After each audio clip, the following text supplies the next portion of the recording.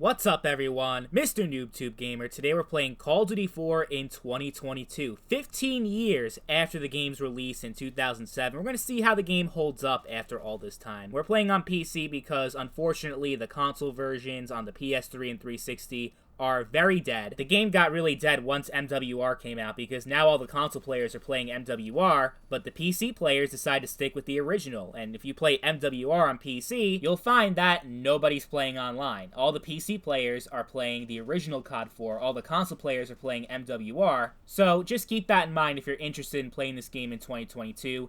The PC version is basically your only option. I mean, you might be able to find a couple of games here and there if you're lucky on the original console versions, but it's very, very difficult to the point where I wouldn't even recommend trying. So yeah, if you want to play the original COD 4, PC is definitely the way to go, and I don't say that in an enthusiastic tone because I am not a big fan of what the PC gamers did to this game. They destroyed the legacy of Call of Duty 4, in my opinion, with the shit that they did to this game. And what I mean by that, well, you can see by the gameplay what I'm talking about, where pretty much all the servers, there's no vanilla servers really. You don't have traditional 6v6 servers that work exactly the way as the original game was.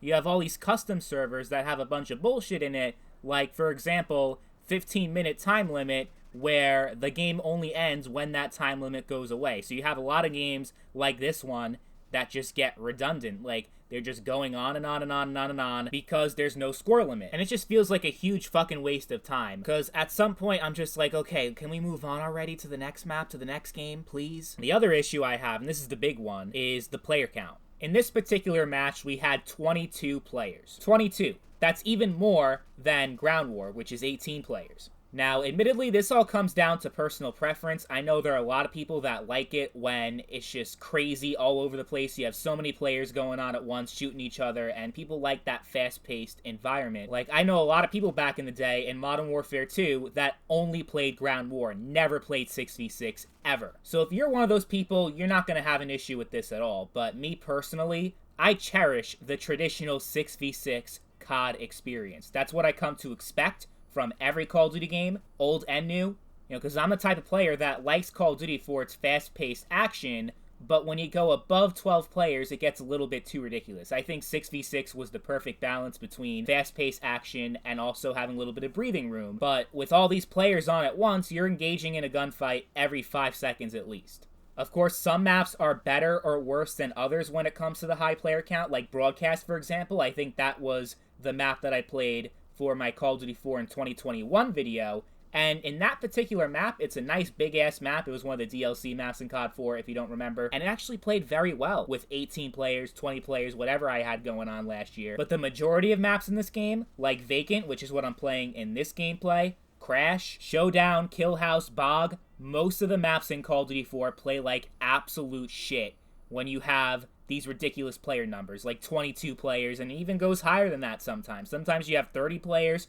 40 players, if it gets that populated, because the server only has a limit of like 48 players or whatever it is, which is ridiculous. We're talking about Battlefield player numbers here in COD 4. You got some big maps in COD 4, but definitely not that big. So because of those two things, because of there being no score limit, and because of the ridiculously high player count for these servers that are still going, I can't recommend Call of Duty 4 in 2022 if you're a Call of Duty purist like I am, because this is just not the way that the original game was meant to be played. And for some people, that's not a big deal. They actually like these changes, maybe, that you have all these players going on at once. You spawn and you're right into a gunfight as soon as you spawn. There are some players that like it when it's just a giant clusterfuck and every map feels like Shipment. You have some people like that. That's why the Shipment 24/7 playlists in every COD that has Shipment are very popular. But for me, I know this is very unpopular, but I don't like playing on Shipment. I don't like playing on Rust. Outside of a 1v1 setting, I hate playing on those really tiny-ass maps. I just don't like it.